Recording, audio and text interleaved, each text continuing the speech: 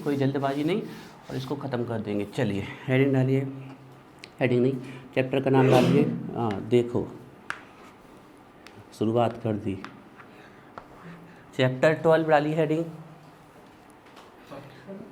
12 chapter 12 डालिए heading.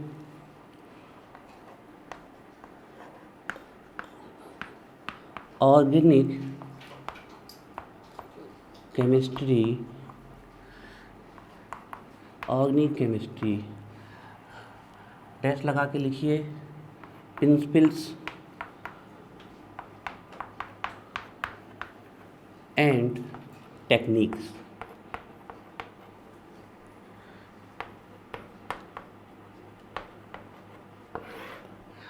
Principles सिद्धांत, techniques विधियाँ, तकनीक techniques, organic chemistry principles and techniques. ठीक है, तो अगले 10 मिनट हम इसके बारे में जनरल डिस्कशन करते हैं, फिर इस पे तुरंत चालू हो जाती है। इसके लिए ये नहीं होता कि आपको 5-6 दिन का इंतजार करना पड़ेगा कि पहले यहाँ वहाँ की बात होगी, नहीं, 5-10 मिनट यहाँ वहाँ की बात होगी और फिर आप सीधे मेन टॉपिक्स में आ जाएंगे।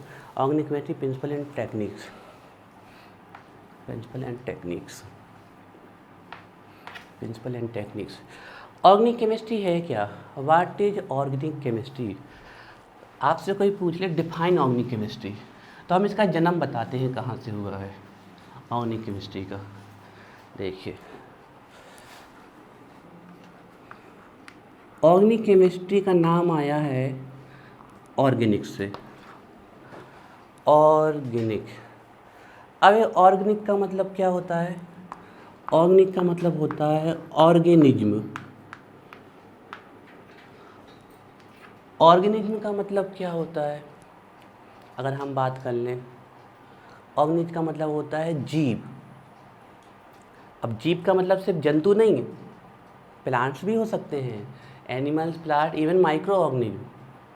तो ऑर्गेनिक केमिस्ट्री का जन्म हुआ है आपके ऑर्गेनिज्म से। तो ये माना जाता था कि इस केमिस्ट्री के जो अधिकतर कंपाउंड्स, अधिकतर क्या सभी कंपाउंड्स जो फाउंड किए गए हैं, जो प्राप्त किए गए हैं, जो मिले हैं, वो कहाँ से मिले हैं? ऑर्गेनिज्म से मिले हुए हैं, जीव से मिले हुए हैं, है ना? बात समझ आ रही? लाइफ, जिनमें जीवन पाया जाएगा, हैविंग लाइफ, जिनमें जीवन है, जो जीव हैं, जो सजीव हैं, सिर्फ उन्हीं से कंपाउंड मिलते हैं।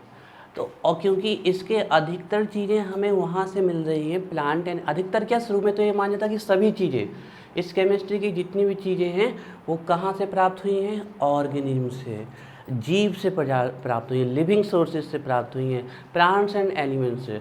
तो ऑर्गेनिज्म से प्राप्त हुई तो उसका नाम क्या रख दिया? ऑर्गेनिक केमिस्ट्री रख दिया। अब जैसे कि हम एग्जाम्पल बताएं क्या क्या ऑर्गेनिज्म से मिला आपको, जैसे कि हम एग्जाम्पल बताएं आपको। हमने कहा मिला हमें लैक्टोज। लैक्टोज जानते हो क्या है? एक प्रकार की शुगर है लैक्टोज। और ये लैक्टोज कहाँ से मिलती है? मिल्क से। और मिल्क कहाँ से प्राप्त होता है? अरे बात समझ में ना? हाँ, वो अलग अलग हो सकता है, लेकिन मिल्क कहाँ से आता है? एनिमल से, है ना? लैक्टोज का फॉर्मूला होता है 12, 22, 11, C12H22O11। और देखिए ये शुगर है एक प्रकार की, ध्यान देखिए, it is sugar, sweet in taste, इस टेस्ट में स्वीट होती है। नेक्स्ट देखिए सुक्रोज, इसी को बोलते हैं cane sugar. Why it is called cane sugar? क्योंकि ये मिलती कहाँ से? शुगर केन से, मतलब गन्ने से प्राप्त होती है। तो वो भी एक क्या हुआ? जीव ही तो हुआ। हम जब जीव की बात करते हैं तो इसका मतलब होता है जिसमें जीवन पाया जाए। जीव का मतलब से भी ये नहीं होता है कि जंतु जंतु जंतु। जीव में प्लांट्स भी आते हैं, एनिमल्स भी आते हैं, ऑर्गेनिज्म भी आते हैं। फिर उसको अलग अलग, जैसे आपसे कहा बायोलॉजी, तो बायो मतलब होता है लाइफ, लॉजी वर्ड आया है लोगोस से, जिसका मतलब होता है स्टडी। तो लाइफ की स्टडी कराती है बायोलॉजी। अब बायोलॉजी को अगर फिर आप पढ़ते हो जूलॉजी में, मतलब जंतुओं की स्टडी, और उसी को फिर आप पढ़ते हो बॉटनी में, मतलब प्लांट्स की स्टडी, और उसी को फिर आप पढ़ते हो माइक्रोबायोलॉजी में, मतलब माइक्रो ऑर्गेनिज्म की स्टडी। ऐसे आपके फिर क्लास पर। तो ये शुगर केन का भी फॉर्मूला यही होता है, सिर्फ मॉलिकुलर फॉर्मूले थोड़ा थोड़ा लिखते चलिए, अभी सिर्फ इंट्रोडक्शन चल रहा है, लिखते चलिए। और बताते हैं और क्या क्या मिला। ऑर्गेनिक केमिस्ट्री, जो ऑर्गेनिक वर्ड है केमिस्ट्री तो हम बता चुके हैं क्या होती है ना, study of matter, their particle, their properties, their chemical reaction, their changes is called chemistry. Chemistry word आया है कीमिया से, और जिसका मतलब होता है काली मिट्टी या रसायन। ऑर्गेनिज्म से having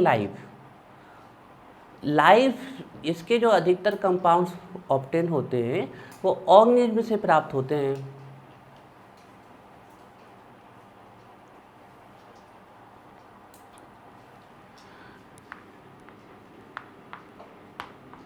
their compounds are obtained from organism.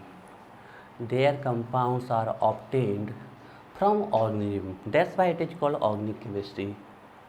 Example है लैक्टोज, सुक्रोज, और लिखवाते हैं। लैक्टोज हो गया, सुक्रोज हो गया आपका। जैसे हम बात कर लें फॉर्मिक एसिड, HCOOH, ये है आपका फॉर्मिक एसिड। इससे कई सारे क्वेश्चन पूछे जाते हैं एग्जाम में फॉर्मिक एसिड से। फॉर्मिक एसिड जो सबसे पहले प्राप्त किया गया था वो एक चींटी से प्राप्त किया गया था। उस चींटी का नाम है फॉर्मिका एंट से प्राप्त किया गया था। और ध्यान रखिएगा, ये जो एसिड है हल्का सा पॉइजनस होता है नेचर में। अगर वो चींटी आपको वहाँ पर काटेगी तो आपको दर्द होगा। जैसे कि हनी बी, मधुमक्खी अगर आपको काटती है तो दर्द होता है ना, सूजन आ जाती है। जैसे बिच्छू में तो बहुत पावरफुल होता है, स्कॉर्पियन में, है ना। तो अगर आपसे कोई पूछ ले कि, जैसे कि आपसे पूछ ले कि हनी बी ने अगर स्टिंग किया तो उसने कौन सा एसिड छोड़ा है, आंसर क्या होगा? तो जितने भी ये आपके जंतु होते हैं जो ये काटते हैं, छोटे छोटे जंतु, जैसे आपके स्कॉर्पियन हो गया, हनी बी हो गई आपकी, और ये एंट हो गई, जिसके कारण वहाँ पर हमें स्वेलिंग आ जाती है, थोड़ा दर्द होता है। तो कौन सा एसिड रिलीज करते हैं? फॉर्मिक एसिड आपका। हाँ, स्नेक नहीं, ये हम छोटे छोटे जैसे हम लिखवा ही देते हैं उनके नाम, ठीक है। ऐसे फॉर्मिका एंट हो गई आपकी, ठीक है, एक एंट से भी यही निकलता है, स्कॉर्पियन से भी यही निकलता है, एंड हनी बी, मधुमक्खी से भी यही आपका, यही क्वेश्चन पूछे गए हैं ऑब्जेक्टिव में। विच acid release by scorpion, honey bee, ये ध्यान रखिए।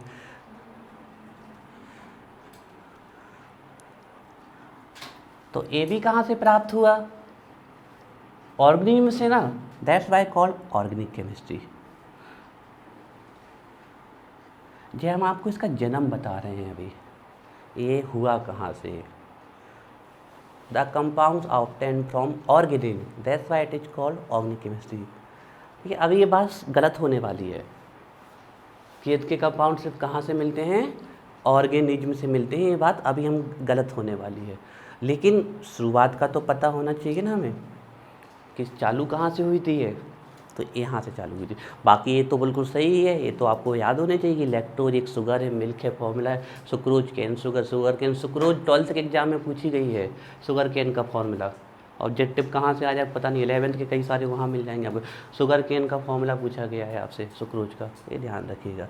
और ये एक तो कॉम्पिटिटिव एग्जाम में भी आया है आपके कई बार क्वेश्चन, है ना, तो ध्यान रखिए।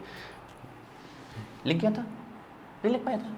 लिख लो फॉर्मूला लिख लो, फिर Formica ant, scorpion and honey bee. तुम्हारा लिख गया था मैं, तुम लिखवा दो। स्कॉर्पियन, हाँ क्या बोल रहे हो फिर आप? चलिए यहाँ देखिए, ये बात बताई किसने थी? ये सब बात बताई किसने थी? ये जो ऊपर हमने कुछ लिखा है, जो भी आपके ऑर्गेनिज्म से होता है, इसको किसी ने बताया, कौन होगा? The scientist name is Berzelius. इसको किसने बताया था? बर्जीलियस ने बताया था। लिखिए इसमें, द above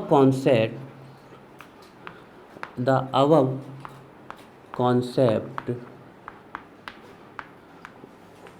was, अच्छा जहाँ हमने लिखा है हैविंग लाइफ, तो वहाँ पर आप थोड़ा सा ऐसे एरो लगा के लिख लो, एनिमल्स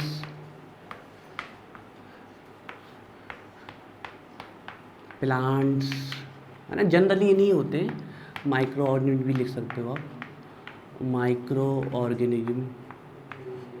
नहीं आया समझ में कहाँ लिखना है? हमने ऑर्गेनिज्म के आगे लिखा था ना हैविंग लाइफ, उसी में लिख लेना है। लाइफ से मतलब हमारा एनिमल्स वाले से, प्लांट से, एंड माइक्रो ऑर्गेनिज्म है। अब यहाँ से जहाँ से भी लिख रहे थे वहीं पर आ जाओ। The above concept was given by Berzelius.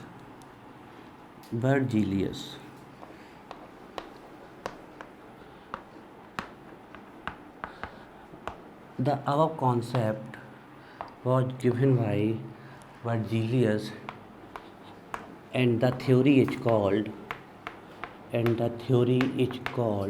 ये पूछी गई है बर्जीलियस ने कौन सी थ्योरी दी थी? The theory is called vital force theory.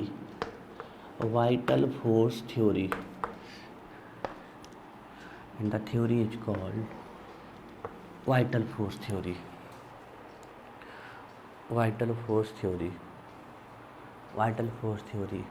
देखो, आपसे पूछ लिया जाए कि बर्जीलियस ने कौन सी थ्योरी दी थी, तो ये वाइटल फोर्स थ्योरी थी। और ये वाइटल फोर्स थ्योरी किससे रिलेटेड थी? ऑर्गेनिज्म से।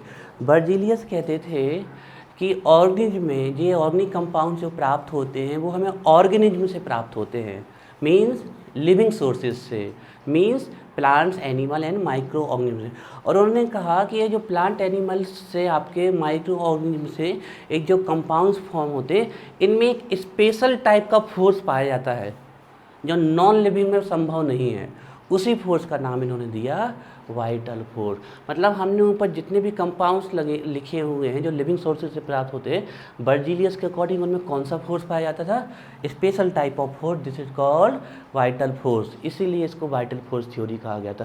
लेकिन ये अभी गलत होने वाला है, इन्हीं के स्टूडेंट आने वाले हैं, होलर, कोल, जो उनके स्टूडेंट आएंगे जो इस बात को गलत कर देंगे, पूरी तरीके से गलत कर देंगे। ठीक है, देखिए बताते हैं आपको। और ये पता है ना, ये जो घटना हुई थी कि organic compound non living sources से भी प्राप्त हो सकती है, ये अचानक हुई थी।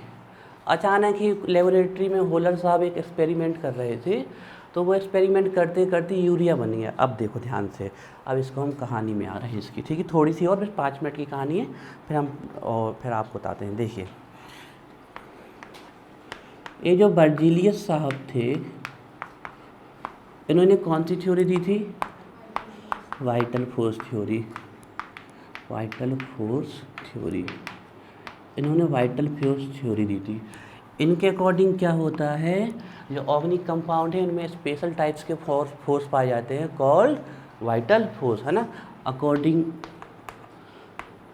टू हिम, और लिखते चले थोड़ा सा, according to him organic compounds have special type of force called vital force,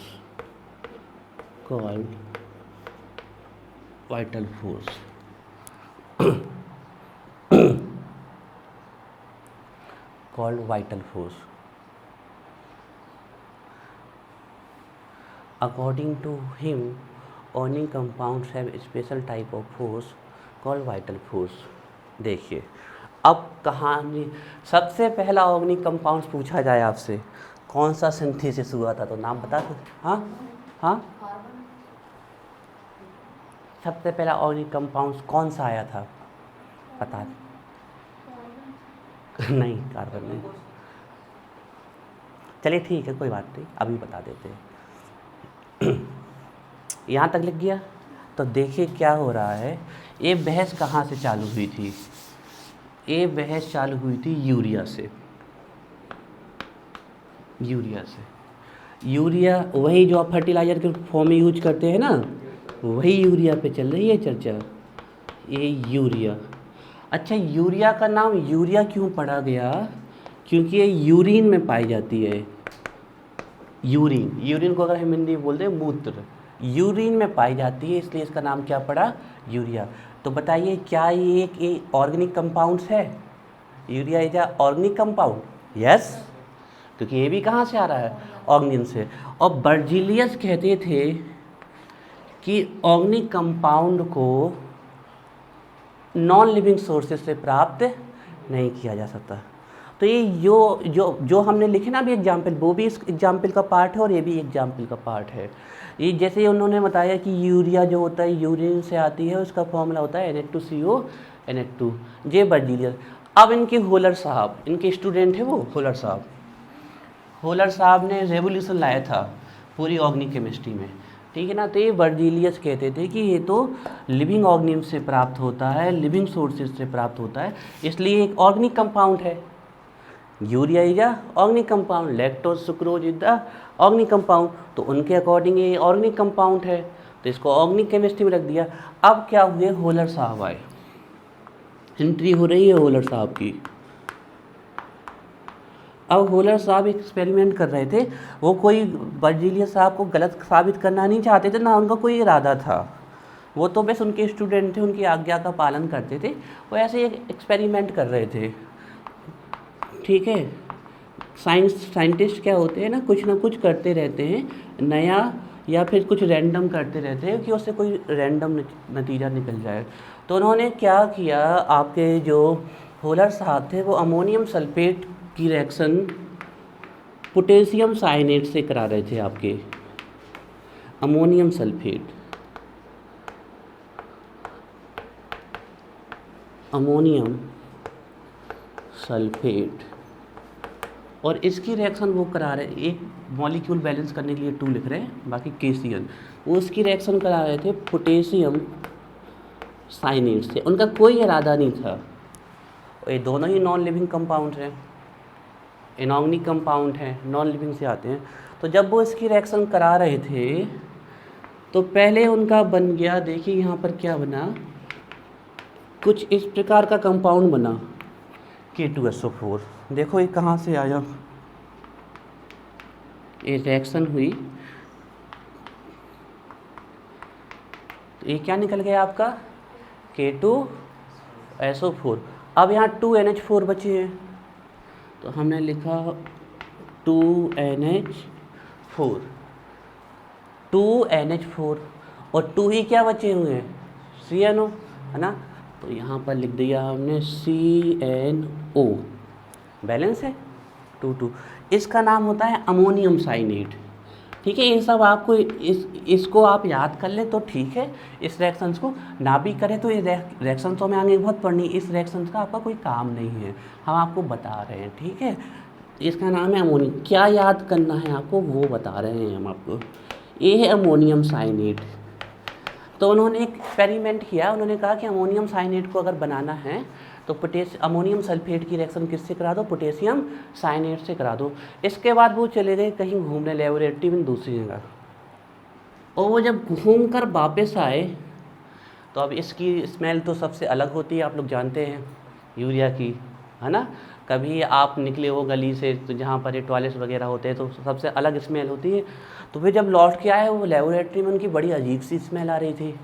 उन्होंने कहा हमने तो बनाया था अमोनियम साइनेट, ये हो क्या गया, ठीक है, हम ऊपर को लिख देते हैं हमने तो बनाया था अमोनियम साइनेट, तो इसकी तो स्मेल ऐसी नहीं थी, हुआ क्या, ये जो अमोनियम साइनेट है ये सेल्फ रीअरेंजमेंट कर जाता है, सेल्फ रीअरेंज हो जाता है, सेल्फ गेट रीअरेंज, ये अपने आप रीअरेंज हो जाता है थोड़ी सी हीट प्राप्त करके। केमिस्ट्री में डेल्टा का साइन किसको रिप्रेजेंट करता है, हीट को, और बाकी सब जगह जानते हो चेंज को शो करता है ना, ध्यान रखिए, delta large change, D small change को शो करता है, ठीक है। लेकिन केमिस्ट्री में डेल्टा का मतलब होता है आपका हीट। तो ये स्वयं रीअरेंज हो जाता है और देखो क्या बनता है, Na2C+O Na2। हम पहले बैलेंस ही चेक करेंगे, ठीक है। देखिए 2N 2N 2 और 2 आपके, सॉरी यहाँ पर एक ही 2NH4CNO, हाँ ठीक है, चलिए 2N यहाँ और 2N यहाँ, 4N है ना। तो देखिए 2 आगे लगा हुआ, N और N कितने, 2 और 2 2 जा 4, 4N बैलेंस हमारे। हाइड्रोजन 4 2 जा 8, 2 2 जा 4, 2 2 जा 4, हाइड्रोजन 8। कार्बन 2 ऑक्सीजन 2, 2 आगे लगा है तो कार्बन 2, 2 आगे लगा तो ऑक्सीजन 2, यही हो गया। तो ये एक इनऑर्गेनिक कंपाउंड है, और इनऑर्गेनिक कंपाउंड से हमें क्या मिल गया, यूरिया। वर्जीलियस के अकॉर्डिंग यूरिया कहाँ से मिलता है, ऑर्गेनिक कंपाउंड से, यूरिन से मिलता है, लिविंग सोर्स से मिलता है। लेकिन होलर ने इसको किससे बना दिया, इनऑर्गेनिक कंपाउंड से। तो अभी इस बात तो यही गलत साबित हो गई कि organic chemistry is the chemistry of organic और कंपाउंड्स ऑब्टेन फ्रॉम ऑर्गेनिम्स, क्योंकि यहाँ पर साफ साफ देखा गया है कि यूरिया एक कंपाउंड है जो लिविंग सोर्सेज से प्राप्त होता है, और इसको कहाँ से प्राप्त कर लिया गया, नॉन लिविंग सोर्सेज से भी प्राप्त कर लिया गया। तो अगर आपसे पूछा जाए फर्स्ट कौन सा ऑर्गेनिक कंपाउंड था जो लेबोरेटरी में सिंथेसिस हुआ था, पहला ऑर्गेनिक कंपाउंड, पहला पूछा जाता है ऑब्जेक्टिव में, सबसे पहला ऑर्गेनिक कंपाउंड कौन था जो लेबोरेटरी में सिंथेसिस हुआ था, दैट इज यूरिया। नोट करो।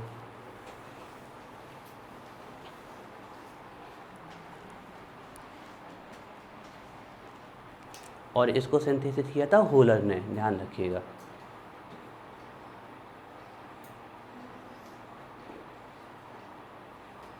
आप नीचे भी लिख सकते हो, नीचे एरो करके, है ना, कहीं भी लिख सकते हो, है ना। तो यहाँ से आपको सिर्फ ये कहानी पता होनी चाहिए कि फर्स्ट ऑर्गेनिक कंपाउंड जो लेबोरेटरी में सिंथेसिस हुआ था वो यूरिया है ना। ये आपको यहाँ से पता होना चाहिए। और ये पता होना चाहिए कि बर्जीलियस ने कौन सी थ्योरी दी थी, वाइटल फोर्स थ्योरी, है ना। नोट कर ले आराम से, कोई दिक्कत नहीं।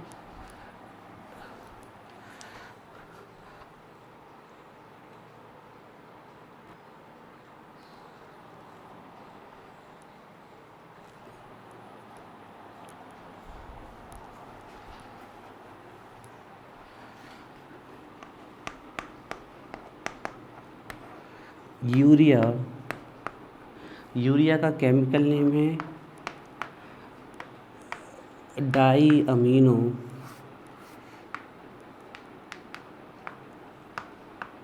कीटोन, यही यूरिया का केमिकल नेम, ठीक है ना। फॉर्मूला होता है, ध्यान रखिएगा, आप ऐसे लिख सकते हो, कोई दिक्कत नहीं, Na2CO NH2, ये होता है इसका formula. Urea diamino ketone is a first organic compound है, नहीं ध्यान रखिएगा, है तो ऑर्गेनिक कंपाउंड, भले ही मिला हुआ है आपको नॉन ऑर्गेनिम से, ध्यान रखिए। Urea is a first organic compound, urea is a first organic compound prepared or formed in laboratory, prepared or formed in laboratory by Hohler।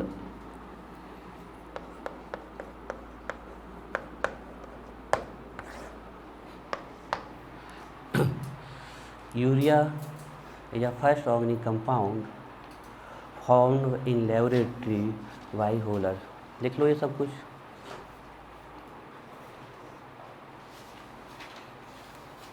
ठीक है, तो आपको बस ए याद कर लेना है और यूरिया का फॉर्मूला याद होना चाहिए NH2CO NH2, ठीक है, ये ध्यान रखिएगा। अब पढ़ना समझ में आया? पूछ लेना कहीं डाउट हो। आयुष का, दीपा क्लियर है, स्वाति आ रहा है सब? चल, यहाँ बॉयज, अर्जुन क्लियर, चल।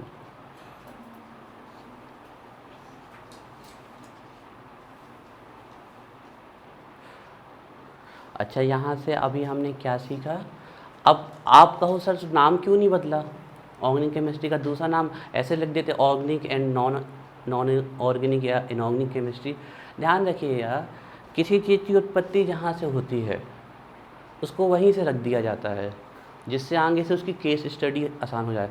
ऑर्गेनिक केमिस्ट्री मतलब केमिस्ट्री ऑफ ऑर्गेनिज्म, लेकिन ध्यान रखिए ऑर्गेनिक केमिस्ट्री अब सिर्फ केमिस्ट्री ऑफ ऑर्गेनिज्म नहीं रह चुकी है, इसमें कई ऐसे कंपाउंड, या फिर हम आपको अगर डेटा दे दें तो आप भी अचंभित हो जाएंगे।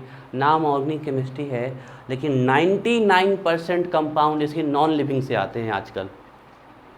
तो ऑर्गेनिक केमिस्ट्री उस समय के अकॉर्डिंग इसका नाम रखा हुआ है। तो सर हम कैसे डिफाइन करें ऑर्गेनिक केमिस्ट्री? हमें बोल दे organic chemistry is the chemistry of organism at their compounds obtain from living sources organism, हम ऐसा बोल दें। गलत है क्या? नहीं, गलत नहीं है। एंशियंट टाइम के अकॉर्डिंग डेफिनीशन सही है, और मॉडर्न टाइम के अकॉर्डिंग इसकी डेफिनेशन क्या होगी वो अभी हम बता देते हैं आपको। लेकिन अब ये ध्यान रखिएगा, ऑर्गेनिक केमिस्ट्री में सिर्फ ऑर्गेनिज्म से नहीं, इवन 99% आज की डेट में जो कंपाउंड आ रहे हैं ऑर्गेनिक केमिस्ट्री के नॉन लिविंग सोर्सेज। एक बहुत ही मतलब रैंडम, अब बहुत ही ऑथेंटिक डेटा है जो हमें सुनने में अजीब सा लगता है कि 99% नॉन लिविंग ऑर्गेनिज्म से आ रहे हैं आपके, और नाम ऑर्गेनिक केमिस्ट्री क्योंकि बर्जीलियस के अकॉर्डिंग नाम रखा गया है। तो आप ऑर्गेनिक केमिस्ट्री इसको ध्यान रखें, ठीक है। अच्छा, और हम बता दें कि और ऐसे कौन से कंपाउंड हैं जो नॉन लिविंग सोर्सेज से आए थे। तो जैसे एक और पूछ लिया जाता है कि इसको भी आप लोग नाम ध्यान रखिएगा, ये भी एक इम्पोर्टेंट है। कोल्ब नाम के साइंटिस्ट थे, कोल्ब। इन्होंने एक आपका ऑर्गेनिक कंपाउंड है जिसको लेबोरेटरी में प्रिपेयर कर दिया था। लेबोरेटरी में प्रिपेयर कर दिया मतलब वो लिविंग सोर्सेज से नहीं आया, और उस ऑर्गेनिक कंपाउंड का नाम था एसिटिक एसिड। तो ये भी पूछ लिया जाता है कभी कभी कि एसिटिक एसिड को किसने फॉर्म किया था, तो वो कोल्ब। लिख लीजिए।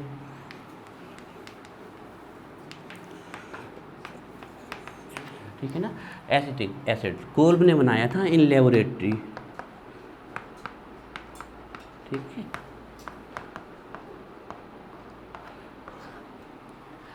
Acetic CH3COOH। तो चलिए अब हम आते हैं इसकी मॉडर्न डेफिनेशंस में और फिर अपनी स्टार्ट कर देते हैं। ये हमने आपको ऑर्गेनिक केमिस्ट्री के जन्म की कहानी बताई थोड़ी सी, कहाँ से इसका जन्म हुआ। अच्छा, ये एसिटिक एसिड आया है आपका एसीटम से, एसीटम से। एसीटम का मतलब होता है विनेगर। विनेगर की हिंदी लिखते हैं हम, तो आप सब लोग जानते हैं। सिरका जानते हो, अचार में डलता है, खट्टा खट्टा। देखा नहीं देखा आप लोग विनेगर जो कई लोग अचार में खट्टे खट्टे स्वाद के लिए डाल देते हैं, या नहीं देखा हो तो चलो हम बता देते हैं। चाउमीन खाई उसमें डालते हैं, अच्छा है ना। तो ध्यान रखिएगा, ये बहुत ही लो कंसंट्रेशन में डालते हैं, हाई कंसंट्रेशन में तो ये आपको मतलब डैमेज कर सकता है बहुत। इस कितने कंसंट्रेशन में डालते हैं इसको सिरका तभी कहा जाता है जब इसका कंसंट्रेशन बहुत कम होता है, मतलब हमें कह सकते हैं 7 to 10% कंसंट्रेशन होता है, यही वाला खाते हो आप। 100% कंसंट्रेशन वाला तो भैया ख़त्म ही हो जाएगा ना, नहीं खा पाएंगे। तो एसीटम, एसिटिक एसिड का नाम एसीटम से आया है। एसीटम का मतलब होता है विनेगर, और इसका मतलब होता है सिरका।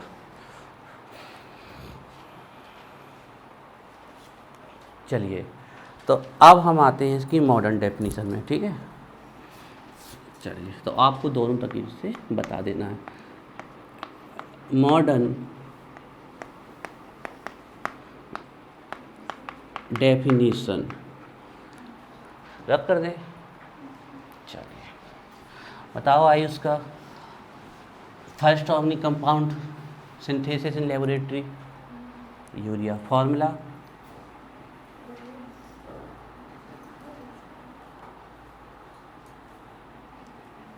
नहीं है पता तो बोलो, देख के बोल रहे फिर क्या मतलब, बताओ पढ़ना फॉर्मूला। फर्स्ट ऑर्गेनिक कंपाउंड का फॉर्मूला क्या है, नहीं पता? अभी तो लिखवाया।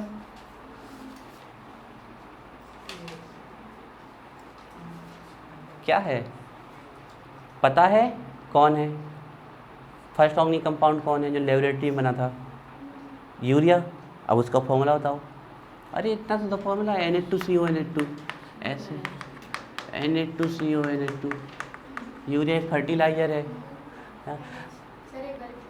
Na2CO Na2 लिखवाया तो है हमने, नहीं लिखवाया क्या? तो एक बार रिपीट का मतलब क्या, हम पूरा तो लिखवा चुके हैं। पढ़े कैसे, ऐसे पढ़ लो, H2NCO Na2 ऐसे पढ़ लो, Na2CO Na2 पढ़ लो, ऐसे पढ़ लो, Na2 होल ट्वाइस CO ऐसे पढ़ लो, Na2 होल ट्वाइस CO ऐसे पढ़ लो, या Na2CO Na2 हम तो सबसे बढ़िया मानते हैं, इसी फॉर्म में हमें लिखना पड़ता है, तो Na2CO Na2 पढ़ लें यहाँ पे से। चले Na2CO Na2 मॉडर्न डेफिनीशन। चलो यहाँ अब नहीं, यहाँ देखो, डिस्टर्ब नहीं करना है क्लास को। मॉडर्न डेफिनीशन, आधुनिक परिभाषा। अब क्या परिभाषा है इसकी, तो अब जो इसकी परिभाषा दी जाती है, तो लगभग 100% कंपाउंड जो ऑर्गेनिक होते हैं, चाहे वो लिविंग सोर्सेज से आए चाहे वो नॉन लिविंग सोर्सेज से आए, 100% ऑर्गेनिक कंपाउंड में एक एलिमेंट जरूर पाया जाएगा, दैट इज कार्बन।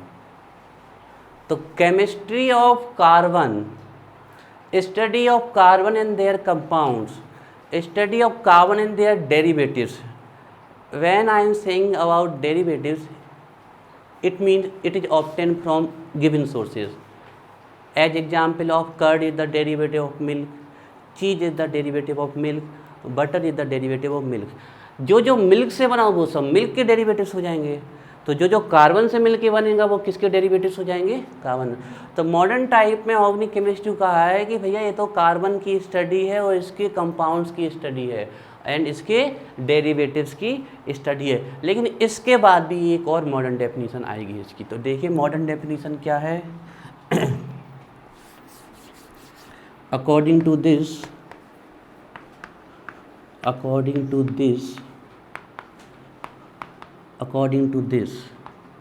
क्या है? According to this, the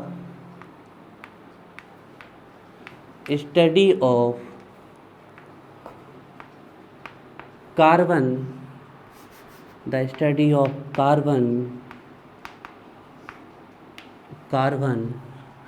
their compounds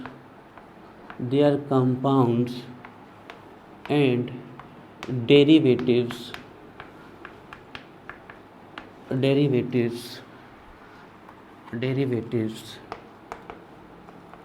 is called organic chemistry. ये अच्छी डेफिनीशन है, दे सकते हो आप। इज कॉल्ड ऑर्गेनिक, या फिर आप सीरियस डेफिनीशन लिख देना। According to ancient type, organic chemistry is the chemistry of compound obtain from organism. कहाँ से ऑब्टेन होते हैं? ऑर्गेनिज्म से प्राप्त होते हैं, ठीक है। अकॉर्डिंग टू किसकी स्टडी है? कार्बन की, उसके कंपाउंड्स की, उसके डेरिवेटिव्स की। जैसे हम समझाएं, एक कार्बन और एक कार्बन के कंपाउंड और एक कार्बन से मिलके बना डेरिवेटिव्स, अभी लिखे थे ना हमने जी खूब सारे, C12 H22 O11, यूरिया भी लिखा हुआ है ना, ये सब कार्बन के कंपाउंड से डेरिवेटिव्स से आते हैं। तो कार्बन की स्टडी, अच्छा इसकी हिंदी पता है ऑर्गेनिक केमिस्ट्री की क्या होती है? हिंदी होती है कार्बनिक रसायन। लोग किसका रसायन? कार्बन का, ये होती है इसकी हिंदी, वो यहीं से आई है। The study of carbon, their compounds and their derivatives is called organic chemistry. इसके बाद भी इसकी एक फाइनल डेफिनेशन आई है, पहले हम आपसे एक क्वेश्चन पूछना चाहते हैं, कार्बन की क्यों केमिस्ट्री होती है? आप इतने साल से पढ़ोगे, आगे भी पढ़ोगे, ऐसी नहीं आएगी। नाइट्रोजन केमिस्ट्री, ऑक्सीजन केमिस्ट्री, तो ये कार्बन की केमिस्ट्री क्यों आ रही है? ऑर्गेनिक केमिस्ट्री, हाइड्रोजन केमिस्ट्री, एक क्वेश्चन पूछ लिया जा सकता है। बड़ा कहने के लिए तो ये सिर्फ इतना सा है, एटॉमिक नंबर 6, मास नंबर 12। ज़्यादातर कंपाउंड इसी से बनते हैं। ज़्यादातर कंपाउंड्स इसी से बनते हैं। तो हर कंपाउंड में हाइड्रोजन भी है, नाइट्रोजन भी है, हालांकि इसका आंसर सही है।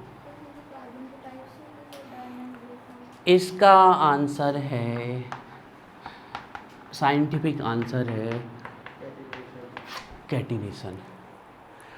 कार्बन में एक बहुत स्पेशल टाइप की प्रॉपर्टी पाई जाती है। अभी अभी जब आपने रेस्पायरेशन किया, श्वास ली, तब तक लाखों कार्बन के कंपाउंड्स और बन चुके हैं। हर सेकेंड इसके हजारों लाखों कंपाउंड्स बन रहे हैं कार्बन के। इतने कंपाउंड्स बन रहे हैं या इतने बन चुके हैं जिनकी स्टडी चैप्टर में करना पॉसिबल नहीं है। उसकी स्टडी करने के लिए एक अलग से ब्रांच रखी गई, दैट इज ऑर्गेनिक केमिस्ट्री। अब सर ये कैटिनेशन क्या होता है? देखिए, अगर किसी एलिमेंट्स में प्रॉपर्टी हो जाए कि वो सेल्फ लिंक होने लगे, और सेल्फ लिंक होकर लीनियर ब्रांच, हाँ वो चेन ही है, एक लीनियर चेन, एक ब्रांच चेन है, साइक्लिक, एसाइक्लिक, अरे दुनिया भर के कंपाउंड्स बनाता है, ठीक है ना। ये कंपाउंड्स बनाने लगे, आपस में लिंक होंगे। The properties is called catenation. The properties of element link self each other to form linear branch, cyclic, alicyclic compound और रिंग कंपाउंड कॉल्ड कैटिनेशन। तो कार्बन में आपसे पूछ ले कि कैटिनेशन सबसे ज़्यादा किस में पाया जाता है, पूछा जाता है क्वेश्चन। क्या दूसरे एलिमेंट पे नहीं पाया जाता है? कैटिनेशन पाया जाता है, लेकिन मैक्सिमम या सबसे ज़्यादा किस में पाया जाता है? कार्बन में, ठीक है ना। ये ध्यान रखिए। पहले इसकी मॉडर्न डेफिनेशन पढ़ लेते हैं, फिर आते हैं इसकी कैटिनेशन में। देखिए, ये मॉडर्न डेफिनेशन हो गई, एक और बताते हैं। चलिए, एक बात ध्यान रखिएगा, इस चैप्टर के तुरंत बाद आएगा आपका चैप्टर हाइड्रोकार्बन्स, और अगर ये चैप्टर पढ़ लिया आपने तो 50% हाइड्रोकार्बन्स यहीं ख़त्म। यह कहो हम इसी के साथ हाइड्रोकार्बन्स भी साथ में लेके ख़त्म कर दें। मतलब चैप्टर 12 और आपका नेक्स्ट चैप्टर 13, जो ये दोनों हैं, फाइनल है एनवायरमेंटल केमिस्ट्री। आपका चैप्टर 12 और चैप्टर 13 बिल्कुल आपस में जुड़े हुए हैं। अगर चैप्टर 12 नहीं होता ऑर्गेनिक केमिस्ट्री तो 13 हाइड्रोकार्बन्स नहीं होता, और हाइड्रोकार्बन्स नहीं होता तो ये आपका ऑर्गेनिक, बिल्कुल आपस में जुड़ी हुई हैं। तो आप इसी चैप्टर को, अगर आप इसको अच्छे से स्टडी कर लेते हो, तो आप ये मान के चलिए कि जब हम हाइड्रोकार्बन्स पढ़ाएंगे तो 50% पहले से आप स्टडी कर चुके हैं उसको, बिल्कुल यहीं से जुड़ा होता है। अब सबसे पहले और क्या इसकी सर अच्छी डेफिनेशन हो सकती है? देखिए, अब आप पढ़ने वाले हैं hydrocarbons. What are hydrocarbons? Compounds only made up of hydrogen and carbon called hydrocarbons. For example, methane, natural gas, biogas, marsh gas.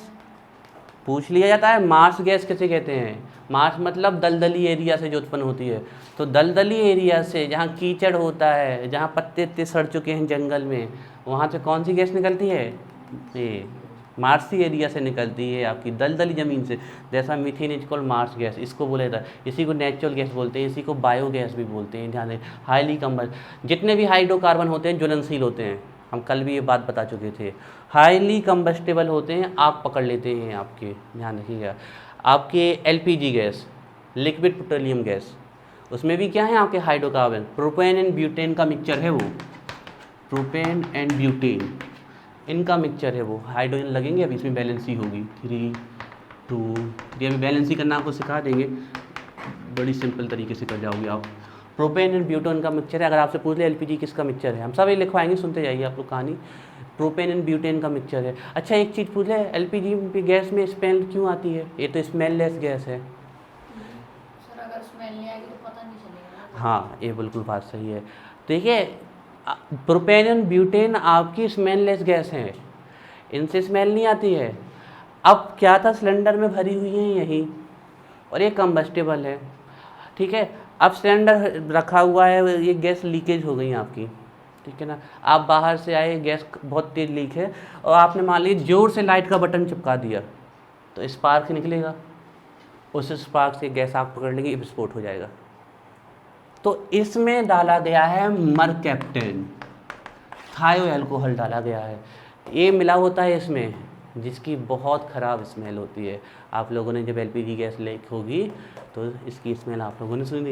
ये डाला होता है मरकैप्टेन, और ये इसलिए डाला जाता है कि कहीं अगर आपकी एक पॉइंट भी ये गैस लीक हो तो वो पता चल जाए, तो इसको डाला जाता है। ये दोनों तो स्मेललेस हैं आपकी, इनमें कोई स्मेल नहीं होती है। मरकैप्टेन डाला जाता है, थायो अल्कोहल डाला जाता है इसमें। अच्छा हम आ रहे थे हाइड्रोकार्बन से, बीच में कोई टॉपिक आ जाता है तो हमें लगता है उसको बता दे।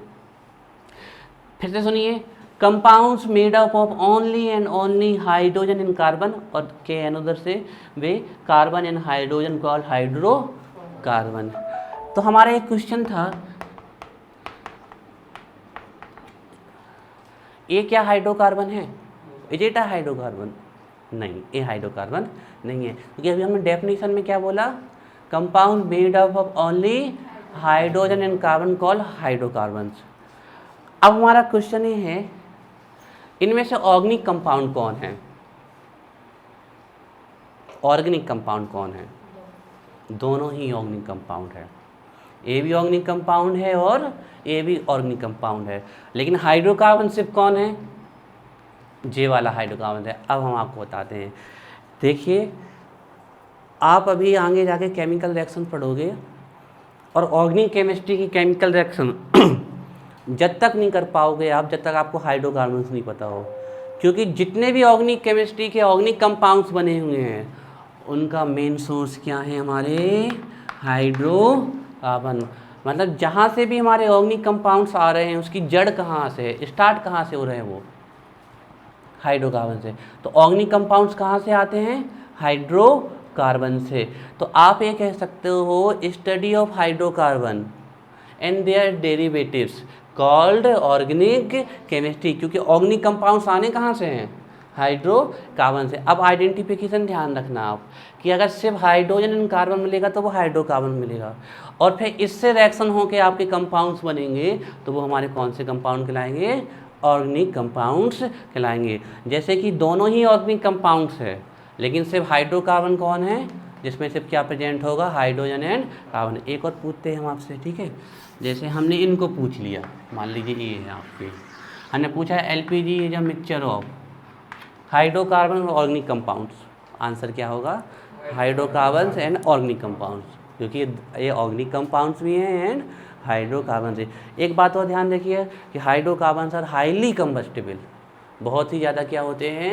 ज्वलनशील होते हैं। पेट्रोल में क्या है? हाइड्रोकार्बन। डीजल में क्या है? हाइड्रोकार्बन। केरोसिन में क्या है? हाइड्रोकार्बन। दे आर और मेड अप ऑफ हाइड्रोकार्बन। ध्यान रखिएगा आप लोग, ठीक है ना। तो अब किसकी स्टडी है ऑर्गेनिक केमिस्ट्री? हाइड्रोकार्बन की, और इससे मिलकर जो ये डेरिवेटिव्स बनेंगे। आ रही बात समझ में? डेरिवेटिव्स हमने बताया था अभी। तो जो जो हाइड्रोकार्बन से बनेगा वो क्या कहलाया जाएगा? हाइड्रोकार्बन का डेरिवेटिव। जैसे हम कर्ड को मिल्क तो नहीं कह सकते, नहीं कह सकते ना, लेकिन हम ये कह सकते हैं कि कर्ड में मिल्क है। बात समझ में आ रही है हमारी? इसी प्रकार हम हाइड्रोकार्बन ये तो नहीं कह सकते कि ये आपका हाइड्रोकार्बन कंपाउंड है, लेकिन हम ये कह सकते हैं कि ये इससे मिलके बना है। किससे? हाइड्रोकार्बन। तो हमारी बात समझिएगा, हम लॉजिकली क्या कहना चाहते हैं। हालांकि ये चीज़ परेशान नहीं करती, कुछ नहीं, आपको ये ध्यान रखना है कि जहाँ सिर्फ हाइड्रोजन एंड कार्बन होगा वो हाइड्रोकार्बन, और उससे मिलके कोई कंपाउंड बनेगा तो हाइड्रोकार्बन का क्या कहलाएगा? डेरिवेटिव्स कहलाएगा। और वो हमारे कौन से कंपाउंड होते हैं? Organic compound. और हाइड्रोकार्बन को भी कैसा कंसीडर किया जाएगा? Organic compounds. लेकिन ये नहीं कह सकते आप कि सभी ऑर्गेनिक कंपाउंड्स हाइड्रोकार्बन होते हैं, क्योंकि यहाँ पर डेफिनेशन में कंपल्सन है, एक मजबूरी है कि किसको कहेंगे हम हाइड्रोकार्बन? जिसमें सिर्फ क्या प्रेजेंट हो? हाइड्रोजन एंड कार्बन, ठीक है। चलिए, तो सेकेंड डेफिनेशन और करके लिख लीजिए।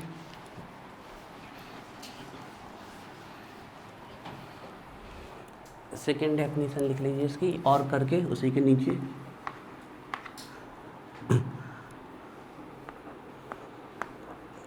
The study of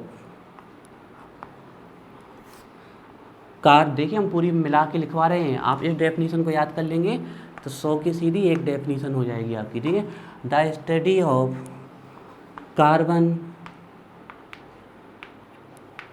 their compounds, the study of carbon, their compounds,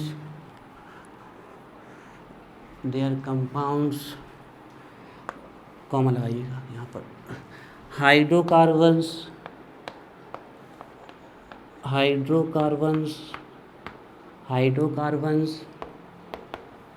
their derivatives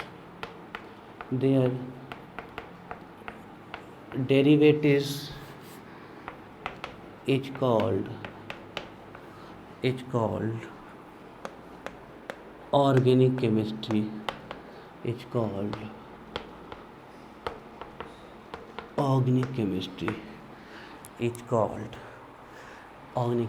the study of carbon, their compounds, hydrocarbon and their derivatives is called organic chemistry. तो अब आपके पास एक बहुत अच्छी डेफिनेशन है ऑर्गेनिक केमिस्ट्री की। कार्बन उसके कंपाउंड्स, हाइड्रोकार्बन उसके डेरिवेटिव्स क्या कहलाएगी हमारी ऑर्गेनिक केमिस्ट्री कहलाएगी। अच्छा सर आपने ये फॉर्मूला लिखा, इसमें तो ऑक्सीजन भी थी। आपने सर यूरिया लिखा, उसमें तो नाइट्रोजन और ऑक्सीजन भी थी। आपने सर थायो अल्कोहल लिखा, उसमें तो सल्फर भी है। तो फिर एक चीज़ ध्यान रखिएगा, ऑर्गेनिक कंपाउंड्स बिना नाइट्रोजन के, बिना ऑक्सीजन के, बिना सल्फर के तो हो सकते हैं, लेकिन बिना कार्बन और हाइड्रोजन के नहीं हो सकते। तो साइड में ये भी प्रेजेंट रहेंगे, लेकिन मेन कौन प्रेजेंट रहेगा, कार्बन एंड हाइड्रोजन। ये बात ध्यान रखिएगा, ठीक है। यहीं पर लिखिए लाइन चेंज करके, organic compounds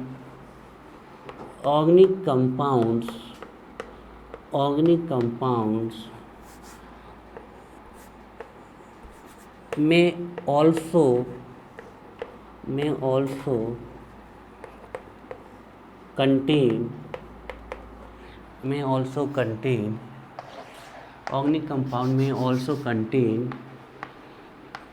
some other elements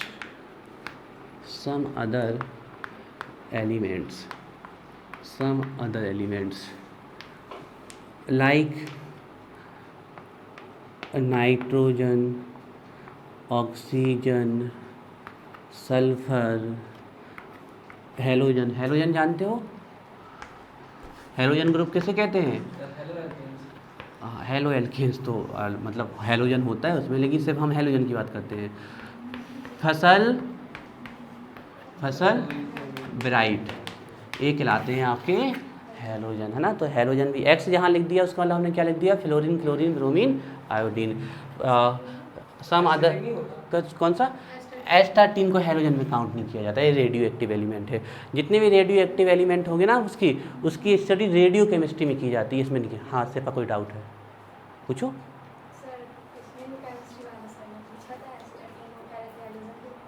हाँ तो हेलोजन में ही है, लेकिन रेडियो एक्टिव है इसकी स्टडी। जैसे आप कभी भी हेलोजन कंपाउंड्स में करो, आपसे कोई पूछ ले कि रेडियो एक्टिव हेलोजन का बाद नाम बताइए, तो आंसर एस्टाटीन ही होगा, ये ध्यान रखिए।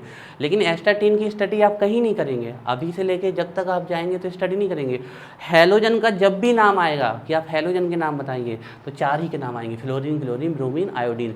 अगर रेडियो एक्टिव हेलोजन का नाम आएगा तब क्या आएगा आपका, एस्टाटीन आएगा आपका, ठीक है ना। तो एक्स का मतलब समझ गए आपके, ये होता है। और भी ढेर सारे हैं, जितने ये एलिमेंट है ना सब कहीं ना कहीं थोड़े बहुत मिल जाएंगे, ठीक है ना। चलिए नोट, सबसे ज़्यादा आपको मिलेगा नाइट्रोजन, ऑक्सीजन और एक्स, नोट कर लीजिए। चलिए फास्ट,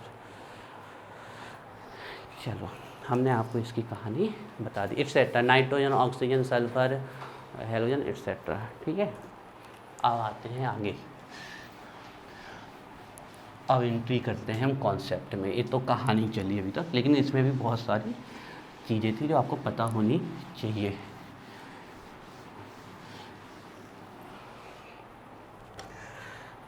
बैलेंस शीट जानते हैं आप लोग? देखो, बैलेंस शीट का पूरा टॉपिक तो हम आपको पढ़ाएंगे chapter 3 classification of element and periodicity, वहाँ पर पढ़ाएंगे हम आपको पूरे डिटेल से। बैलेंस शीट बताएंगे, बैलेंस शीट होती क्या है, कहाँ से आती है, रिप्रेजेंट कैसे की जाती है, किस किस तरीके से इसके फॉर्मूले लिखे जाते हैं। लेकिन अभी अब आपको हम रैंडम वे में बैलेंस शीट बता दें, उससे भी आपको दिक्कत नहीं आएगी, थोड़ा पता होना चाहिए, है ना। तो डालिए हेडिंग। अच्छा, पहले ये वाली हेडिंग डाल लीजिए, एक क्वेश्चन बना लीजिए एक तो, why carbon have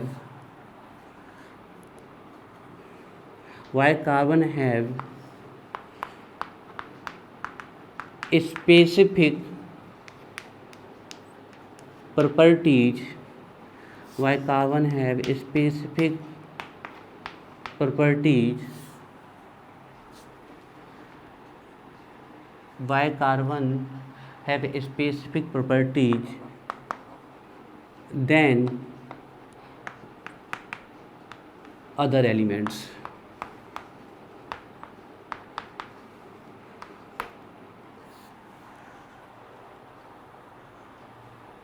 Why carbon have specific properties than other elements? लिखिए answer. This is because of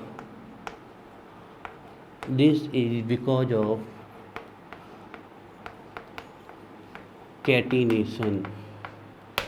This is because of catenation. This is because of catenation. आपसे कोई पूछ ले कार्बन की ही स्टडी क्यों अलग से की जाती है, कार्बन की ही केमिस्ट्री क्यों बनाई गई है, तो आंसर ध्यान रखिएगा, कैटिनेशन। अब ये नहीं कह रहे हम कि आपकी सिर्फ कार्बन में कैटिनेशन पाया जाता है, नाइट्रोजन में भी पाया जाता है, थोड़ा बहुत ऑक्सीजन में पाया जाता है, लेकिन सबसे ज़्यादा कैटिनेशन पूरे 118 एलिमेंट में से सबसे ज़्यादा मैक्सिमम कैटिनेशन किस में पाया जाता है, कार्बन में। अरे कार्बन के ऐसे ऐसे कंपाउंड थे कि इस छोर से चालू करेंगे लिखना और इस छोर तक लिखेंगे तो भी ख़त्म नहीं होंगे आपके। कंपाउंड की बात नहीं कर रहे हैं, एक सिंगल मॉलिक्यूल्स की बात कर रहे हैं। एक सिंगल मॉलिक्यूल कार्बन का इतना बड़ा हो सकता है कि उसमें कितने नंबर ऑफ ब्रांचेस हैं वो काउंट नहीं, पूरे आपको अभी हम यहाँ पर पढ़ाएंगे। देखना आप कितने बड़े बड़े नेम आएंगे, नॉमेनक्लेचर आएंगे आपके, है ना। तो इसमें बहुत इम्पोर्टेंट, तो this is because of catenation. डाल लीजिए हेडिंग कैटिनेशन। कैटिनेशन का मतलब क्या होता है, कार्बन वाला तो लिखवा दिया हमने, ऐसे लिखो कैटिनेशन में, ऐसे लिखिए the property of an element, the property of an element to get link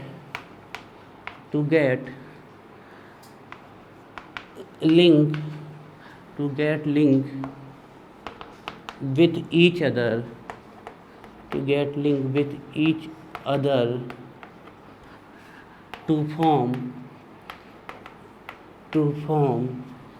to form a linear chain, branch chain, cyclic and ring formation compound,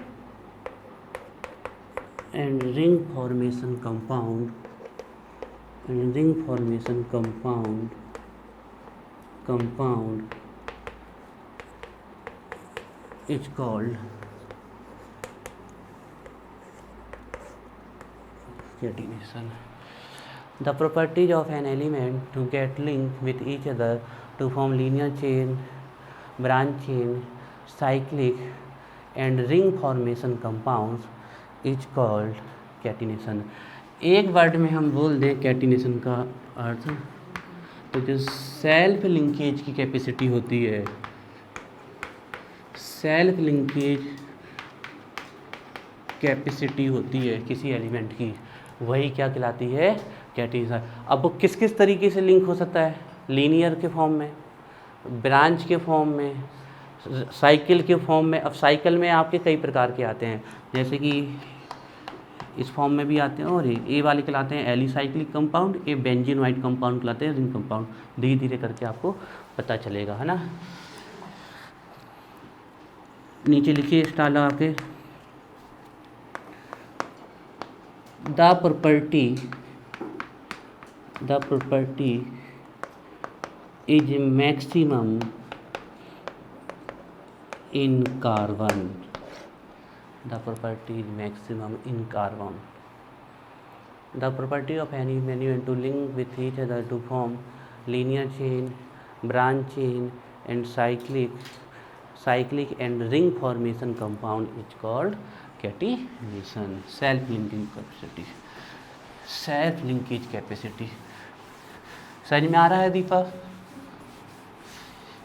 यहाँ पर स्वाति, क्लियर, सिद्धार्थ। चलिए, अब लिंकेज होगी सर कैसे कार्बन की, बता तो दिया सर आपने, लीनियर में होगी, ब्रांच में होगी, साइक्लिक होगी, रिंग फॉर्म में होगी, लेकिन होगी कैसे? हम ये नहीं कह रहे कि किस तरीके से होगी कैसे, बॉन्ड के द्वारा होगी।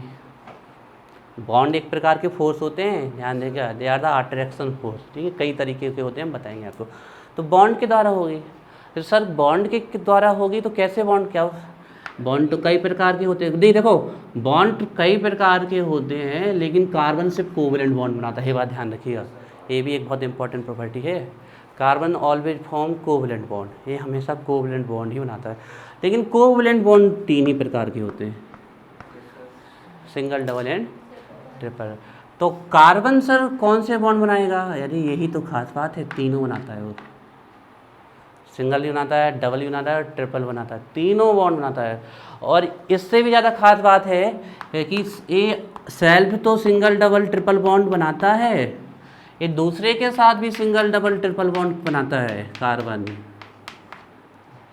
दूसरे के साथ भी सिंगल, डबल, ट्रिपल बॉन्ड बना लेता है आपके, यही तो इसकी खासियत है। एक बहुत ही आपका कह सकते हैं स्पेसिफिक एलिमेंट है, जिसमें समझ लो कि इसको भगवान ने ऐसा वरदान दिया है कि जाके तुम जुड़ो, चिपको जाओ, बस ये सबसे चिपक जाता है, इस कोई भी रिएक्शन होगी ये सबसे चिपक जाता है। इसीलिए अगर इसके सामने हाइड्रोजन आए तो हाइड्रोजन के लाखों करोड़ों एलिमेंट्स बना देगा, ऑक्सीजन आए तो उससे भी दोस्ती कर लेगा, उससे भी लाखों करोड़ बना देगा। अगर कड़वा से कड़वा एलिमेंट भी आ गया तो उससे भी दोस्ती करके लाखों करोड़ों एलिमेंट बना देता है। इतने बना दिए हैं इसने कि लेबोरेटरी नहीं समा पा रही इस पर, इतने कंपाउंड है, इसलिए तो इसको ऑर्गेनिक केमिस्ट्री में इसकी अलग से केमिस्ट्री रखी गई है ना। तो अब एग्जाम्पल्स में लिखते हैं इसके, अब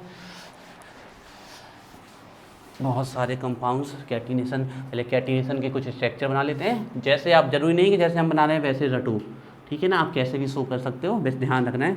जैसे कि लीनियर वे में भी अरेंज हो सकता है ना, बहुत लंबी लीनियर चेन बना सकता है। ब्रांच वे में भी ये अरेंज हो सकता है। अभी हमने कार्बन, ये हमने वैलिड कंपाउंड नहीं बनाया है, वैलेंसी अभी हमने इसकी सेटिस्फाई नहीं की है, लेकिन कैटिनेशन शो कर दिया है हमने यहाँ पर, है ना। तो कैटिनेशन के अकॉर्डिंग राउट है, वैलेंसी अभी हम सिखाते हैं फिर, ठीक है ना। ब्रांच के फॉर्म में भी ये बना सकता है, बनाइए भैया, चालू करिए, बैठना नहीं है। कैसी भी ब्रांच बना दो आप, एक कैटिनेशन शो कर रहे हैं हम, एक तो है ना कैटिनेशन, ये आपके साइक्लिक फॉर्म में भी आ सकता है,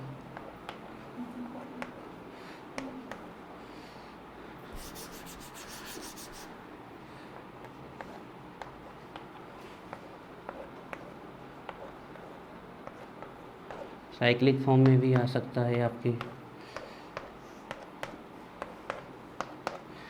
ए साइक्लिक फॉर्म में भी आ सकता है, ठीक है।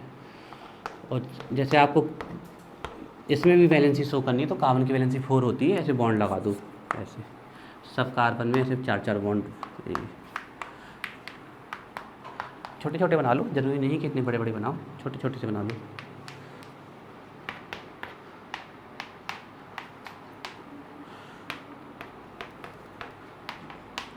चार वैलेंसी कार्बन की। अभी सिखाते हैं कैसे बैलेंस, बहुत आसानी से सीख जाओगे आप लोग ये बैलेंस वैलेंस करना। कैसे ही बना लो, जरूरी नहीं है जैसे हमने बनाया वैसे बनाना है।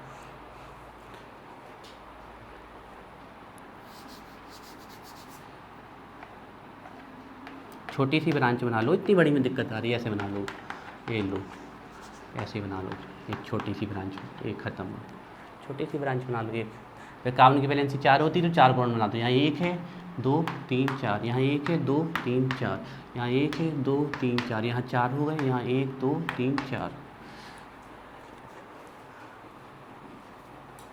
कैसी ऐसी रिंग बना दो, ये लो, ऐसे बना दो, 2 3 4 2 3 4 2 3 4, जैसे बनाना चाहो वैसे बना दो, छोटी छोटी सी चेन बना दो। क्लियर है, समझ में आ गया? तो ये तो सभी हमने सिंगल बॉन्ड बनाए, अभी कुछ डबल बॉन्ड के एग्जाम्पल बना देते हैं। ठीक है ना, और ये अपने आप भी लिंक होता है डबल बॉन्ड से, और चलिए ठीक है, चलिए जैसे कि और एग्जाम्पल में आप बता देना, जैसे कि ये कार्बन कार्बन सिंगल बॉन्ड भी बनाता है, बैलेंस ही कर लें, 1 2 3 4 1 2 3 4, ठीक है, ए वाला एग्जाम्पल बता देना। एक डबल बॉन्ड भी बना लेता है, ठीक है, तो 1 2 3 4 1 2 3 4। एक ट्रिपल बॉन्ड भी बना लेता है, तो 1 2 3 4 1 2 3 4, ये ऐसे भी बना लेता है, सब बनाता है भैया ये आलू है केमिस्ट्री का, चाहे आलू के पराठा बना दो, चाहे आलू के समोसा बना दो, चाहे आलू की टिक्कियाँ बना दो, ये केमिस्ट्री का आलू है भैया, इससे कुछ भी बना सकते हो आप। जो आपका मन चले, कुछ भी से मतलब ऐसा है, वैलिड ही बनाएंगे हम सब, पर वो समझ आपको आ जाएगी, कोई दिक्कत थोड़ी है, आ जाएगी आपसे आराम से ना। अब ये तो ठीक है, चलो आपस में ये दोस्ती कर रहा था, सेम नेचर वाले, अरे ये जो सेम, ये बहुत ही स्पेशल टाइप का है, कोई ऐसा नेचर का आ गया जो इसका नहीं, उससे भी ये दोस्ती कर लेता है। ये ऑक्सीजन के साथ भी बना लेता है, डबल बॉन्ड भी बना लेता है, ऑक्सीजन के साथ सिंगल बॉन्ड भी बना लेता है, ऑक्सीजन के साथ है ना, ऑक्सीजन से भी बना लेता है बॉन्ड, ये नाइट्रोजन से भी बॉन्ड बना लेता है आपके, ये आपके मेन तो आपके ऑक्सीजन नाइट्रोजन और दूसरे एलिमेंट है जिसके साथ भी ये बॉन्ड बनाता है। बैलेंस कर दें, ऑक्सीजन की तो 2 ही होती है, 4, कार्बन की 4, नाइट्रोजन की 3 होती है। चलिए इतना लिख लीजिए, फिर आगे आते हैं।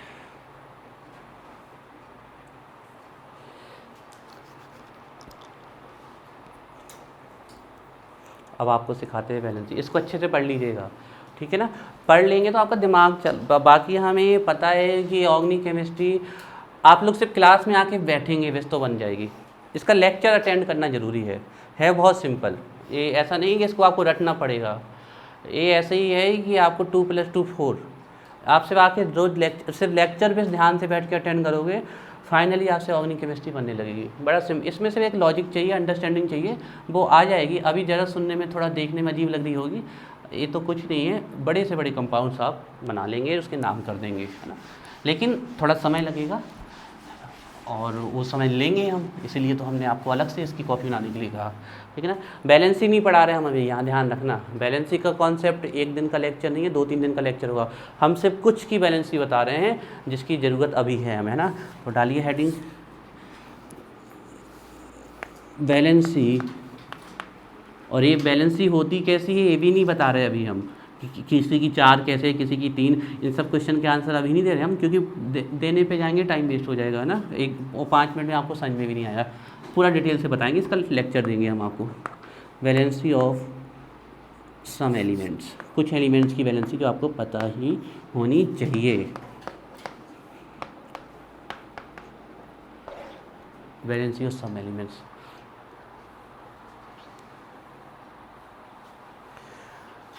बैलेंसी का मतलब क्या होता है अगर आपसे कोई पूछ ले, तो इसका सीधा सा मतलब होता है कंबाइनिंग कैपेसिटी। कोई एलिमेंट कितने से कंबाइन हो सकता है, वही उसकी क्या कहलाएगी, वैलेंसी। अब ये वैलेंसी कई तरीके की होती है आपकी, कई आयनिक बॉन्ड से कंबाइन होते हैं, कई कोऑर्डिनेट बॉन्ड से कंबाइन होते हैं, और कई कोवेलेंट बॉन्ड से कंबाइन होते हैं। तो कार्बन तो हमेशा ही कोवेलेंसी बनाता है, मतलब वो कौन सा बॉन्ड बनाता है, कोवेलेंट। कभी भी आपके ऐसे बॉन्ड बने दिख जाए ना, they all are covalent bond, हमेशा ये कौन से बॉन्ड होते हैं, कोवेलेंट। आयनिक बॉन्ड कभी भी दिखता नहीं है, वो चार्ज बॉन्ड होता है, जैसे Na पॉजिटिव और Cl नेगेटिव, ये एक आयनिक बॉन्ड है। इसको ऐसे ही बस ऐसे ही, इसको इसके बीच में कभी कोई बॉन्ड नहीं आएगा, एक अट्रैक्शन फोर्स होता है ना आयनिक बॉन्ड। कोऑर्डिनेट बॉन्ड कभी दिखेगा तो ऐसे दिखेगा आपको, कभी आपको डॉट डॉट डॉट करके दिख जाए तो वो हाइड्रोजन बॉन्ड होता है ना। तो कई प्रकार के बॉन्ड होते हैं, वो हम बताएंगे, है ना। तो इसमें लिखिए एक line, the combining capacity, the combining capacity, the combining capacity of an element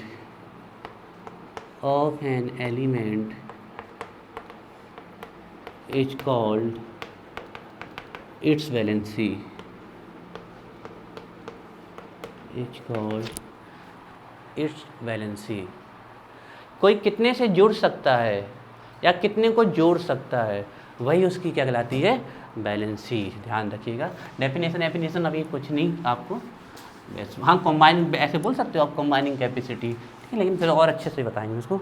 जैसे ध्यान रखिएगा, कार्बन हमेशा 4 वैलेंसी शो करता है, ऑलवेज 4, तो इसको बोलेंगे टेट्रावैलेंट होता है। या कार्बन की कौन सी वैलेंसी होती है, टेट्रावैलेंसी, टेट्रा मीन्स 4 होता है।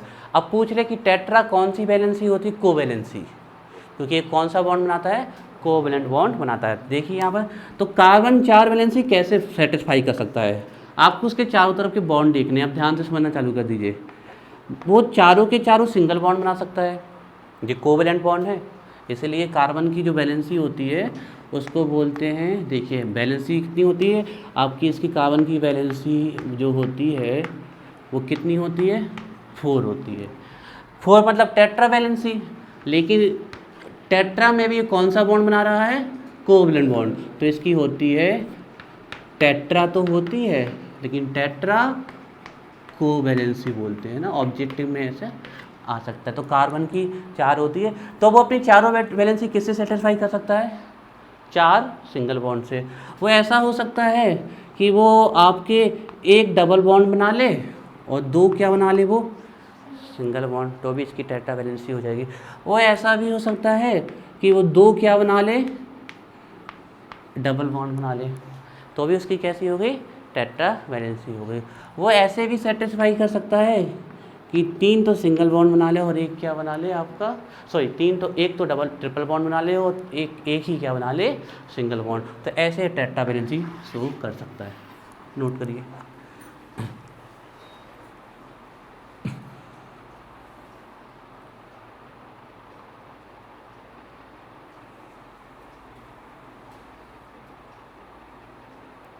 टेट्रावैलेंट होता है ना कार्बन, टेट्रावैलेंसी शो करता है।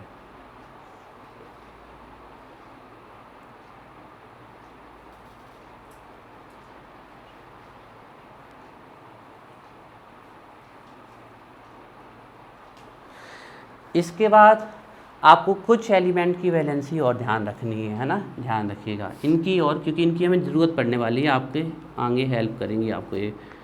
जैसे हाइड्रोजन हमेशा एक वैलेंसी शो करेगा, मतलब हाइड्रोजन हमेशा कितना बॉन्ड बनाएगा, सिंगल बॉन्ड, सिर्फ सिंगल बॉन्ड। एक हाइड्रोजन मतलब एक सिंगल बॉन्ड, ये बात ध्यान रखिए। जैसे हमने लिख दिया CH4, तो पक्का है चारों हाइड्रोजन कितने बॉन्ड से जुड़े होंगे, सिंगल बॉन्ड से। तो हमने लिखा C, ये लिखा C, और 4 हाइड्रोजन किस बॉन्ड से जुड़े होंगे, 4 सिंगल बॉन्ड से ही जुड़े होंगे, 100% श्योर है। तो किसी ये हाइड्रोजन की एक वैलेंसी होती है, मोनोवैलेंट होता है, ठीक है ना। तो हाइड्रोजन की जो वैलेंसी होती है, हाइड्रोजन की जो वैलेंसी होती है ये मोनोवैलेंट होता है ना, वैलेंसी जो होती है वो होती है 1, तो ये होता है मोनो वैलेंट लिख सकते हो, मोनो कोवैलेंट भी लिख सकते हो। हालांकि हाइड्रोजन आयनिक बॉन्ड भी बना लेता है। मोनोकोवलेंट है ना। तो कैसे बनता है बॉन्ड? ऐसे बनाता है, कहीं से बना दो, कहीं ऐसे ऐसे ऐसे, कहीं भी शो कर दो एक सिंगल बॉन्ड इसका।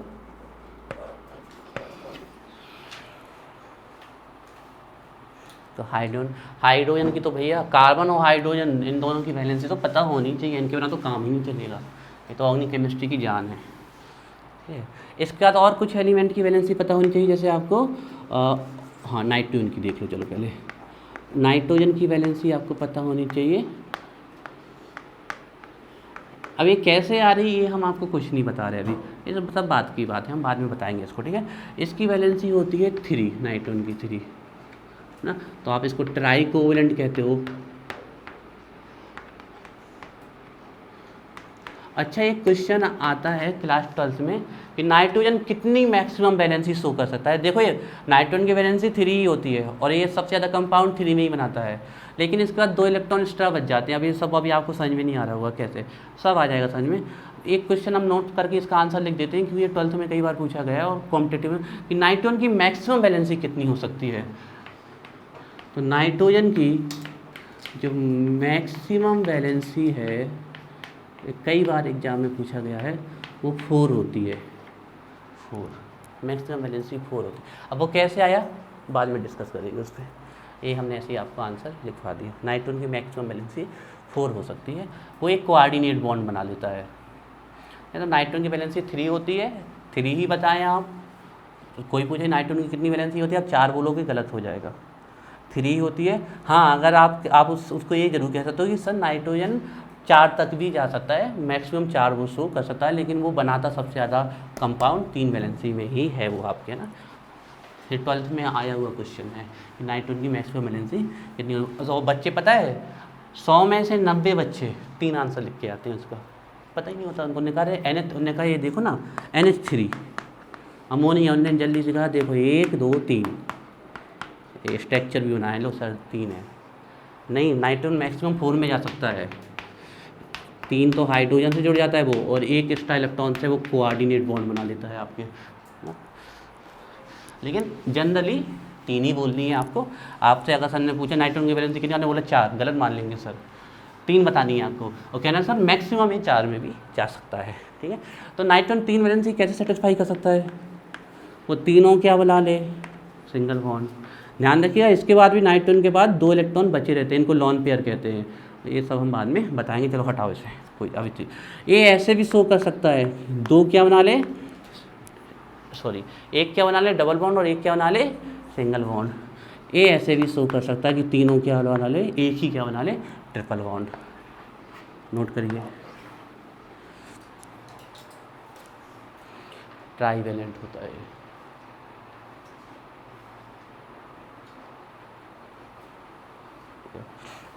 चलिए फाइनली आप एक की और देख लें, ऑक्सीजन की।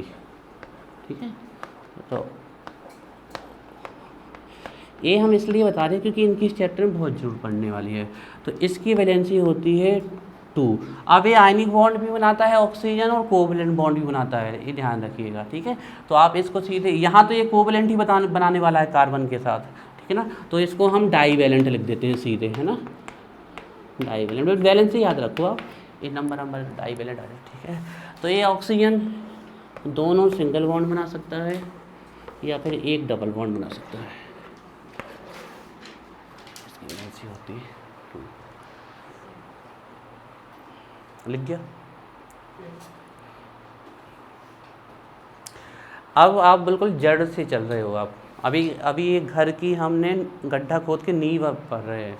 पिलर, हाथी पाँव जानते हो ना, जो डाले जाते हैं पिलर, खंबे कहते हैं आप लोग, वो है। अब इन खंबे को अच्छा स्ट्रॉन्ग करते चलो। हालांकि हम पहले ही कह चुके हैं कि आपसे आके बैठोगे तो भी ये पक्के हो जाने वाले हैं, क्योंकि ये इतने रिपीट होते हैं, बार बार इतना रिपीट होगा ये टॉपिक कि आपके बिल्कुल याद हो जाएगा। ठीक है, फाइनली एक छोटी सी चीज़, फ्लोरीन की 1 होती है आपकी, ऑल, हाँ मोनोवेलेंट होता है ऑलवेज। और चलो ये तुमने पूछ लिया तो हम आपको बता ही देते हैं, ये भी क्वेश्चन आया है कि दूसरे हैलोजन की तो कितनी भी हो सकती है, लेकिन इसमें आप स्टार लगा के लिख लीजिए ऑलवेज एक ही शो करता है, ऑलवेज 1, ऑलवेज 1। और बता दें तो -1 आयनिक बॉन्ड बनाता है, ऑलवेज 1 होती है इसकी फ्लोरीन की, -1।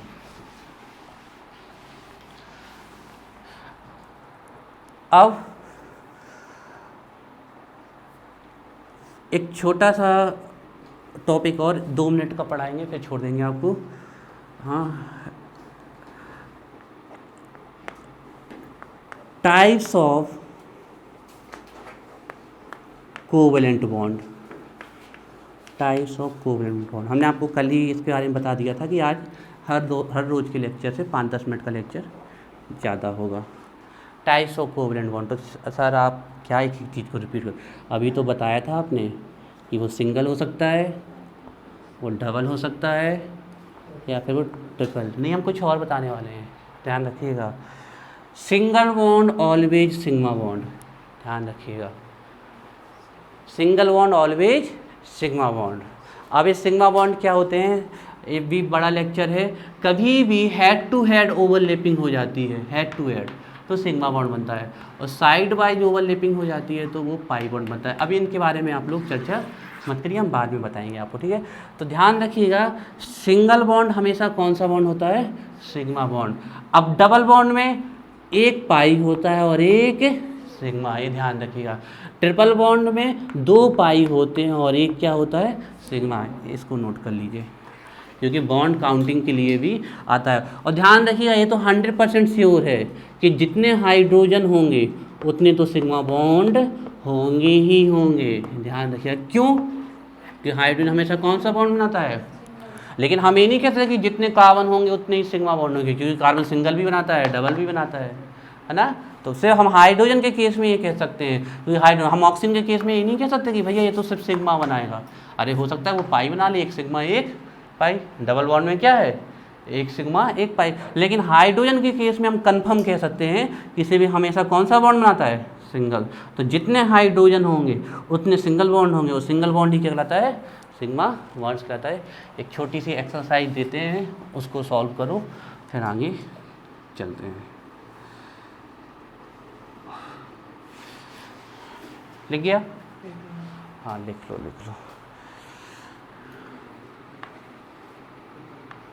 अरे भूख लगाई का? ऐसे ही बच्चा क्लास में चकबू कब चालू कर, पता है, जब उनको भूख लगाई हो तब, ठीक है।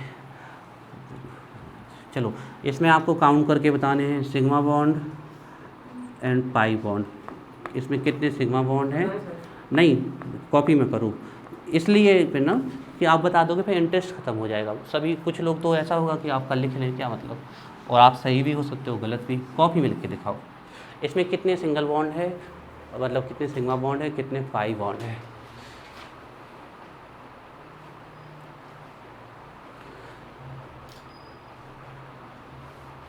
हम गलत साबित हो सकते हैं, लेकिन हमें ऐसा लग रहा है कि आप लोग मिस्टेक कर जाओगे इसमें, क्योंकि फर्स्ट टाइम है, तो 12th के आ गए लग रहा हमें। एक दिन 12th के बच्चों से पढ़वाएं आपको हम, पढ़ना चाहोगे? एक दिन 12th के बच्चों से पढ़वाते हैं आपको।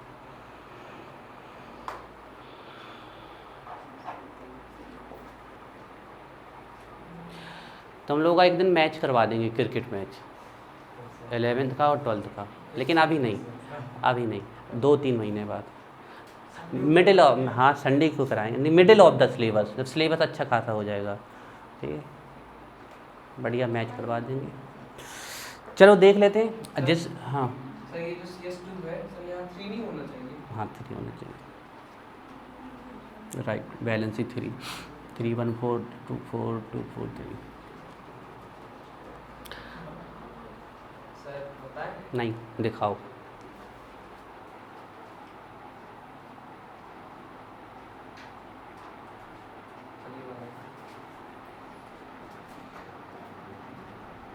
पाई सिग्मा 1 नहीं, पाई सिग्मा 1 थोड़ी होगा, पाई बेस 1, हाँ सर, पाई बेस 1। देखो, ऐसा ही। हाँ सही है। एक तो लॉजिकली आप चेक कर सकते थे, देखो 3 हाइड्रोजन, एक 4, एक 5, और 3 8। 8 तो सिग्मा बॉन्ड किससे आए? हाइड्रोजन से। फिर से देख लो 3 1 4 1 5 3, ठीक। अब ये भी तो सिग्मा ही है, इस कार्बन कार्बन के बीच में क्या है? सिग्मा ही तो है, सिंगल बॉन्ड। यहाँ डबल में एक सिग्मा है और एक पाई है, और यहाँ भी ये क्या है? सिग्मा है। तो देखो 8 तो सिग्मा वहाँ से हो गए, 1 2 3 सिग्मा यहाँ से हो गए, तो कितने सिग्मा बॉन्ड आए? 11। और पाई बॉन्ड कितना है? 1। अभी नहीं आया समझ में? कोई बात नहीं, कुछ भी समझ में नहीं आया हो तो भी बिल्कुल टेंशन फ्री रहो, हम है ना, क्या चिंता है, सब बनेगा। चलिए आज के लिए इतना ही रखते हैं।